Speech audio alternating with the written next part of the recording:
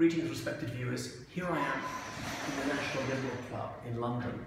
So this was founded in the late 19th century, about 1886, for liberal politicians and other prominent supporters of the Liberals Party as a gentleman's club. Not what Americans might think of as a gentleman's club. It's not a strip bar, it's a private members club. Of course, originally only men could be members. They could bring their wives, female friends and relatives. Of course, women are on completely equal footing in the club these days, can join it.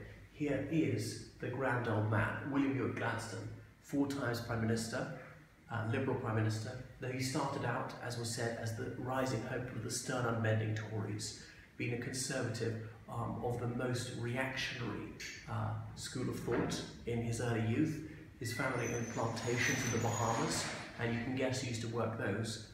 Luckless slaves. That's why quite a few people in the Bahamas have the surname Gladstone. Anyway, this Liverpudlian, he later changed his mind, became a liberal, and recognised that slavery was a terrible evil, did a lot to abolish it around the world. He'd been against Irish Home Rule, but then he was in favour of it. He'd wanted the Church of England to retain all sorts of privileges, but he changed his mind. And he wanted the Church of England to remain established, but said that non-conformists should no longer be discriminated against. That's Protestants outside the Church of England, such as Baptists, Quakers, Methodists and so forth. Church of Scotland was a different matter, because that was the established church in Scotland. You can see a list of the distinguished presidents of the National Liberal Club, starting with Gladstone, right down to Lord Beath, who was leader of the Liberal Democrats. Now, the Liberals has chopped and changed quite a lot down the centuries. Some of them split off to form the Labour Representation Committee. There was a Lib-Lab pact around the turn of the 20th century.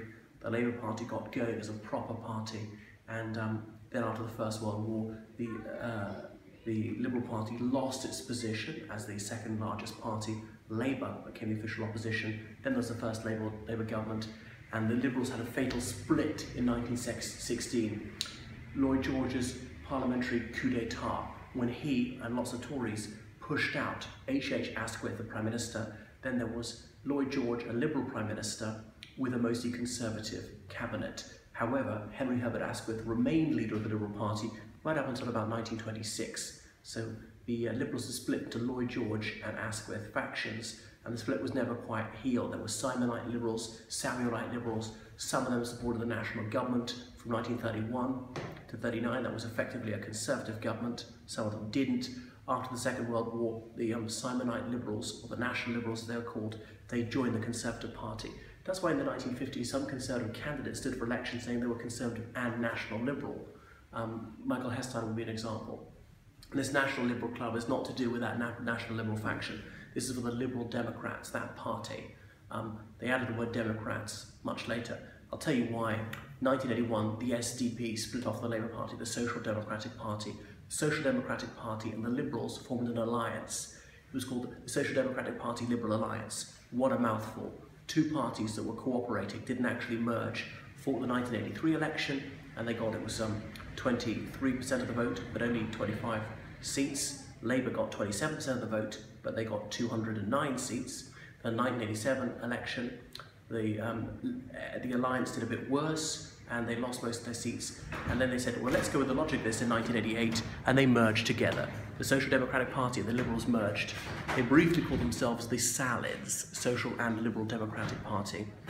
They thought they couldn't be the Liberal and Social Democrats because people call it the LSD Party.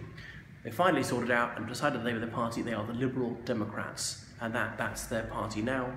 They had over 60 seats under Charles Kennedy for a while, the late lamented Charles Kennedy of glorious memory, who was a habitué of this club. They gave him a good wee dram because he was a functioning alcoholic. So there we are. It's got a gorgeous interior.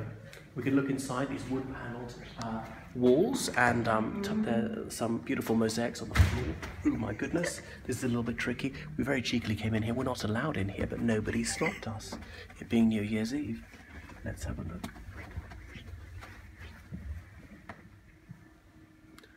We're going to have to bog off if someone tells us to get out, because we thought we could just pretend to be ignorant tourists and think it was a hotel. Is that enough? Yeah. Because we're very informally dressed, but that's okay. I wonder how one goes about joining the National Liberal Club, because I'm a member of the Liberal Democrats, if anyone's listening. and look at some luminaries of 19th century liberalism: Sir William Harcourt, Lord Rosebery, Prime Minister, Eldertonian, like W. Gladstone and John Morley. Right, I think that's enough for the moment from the National Liberal Club.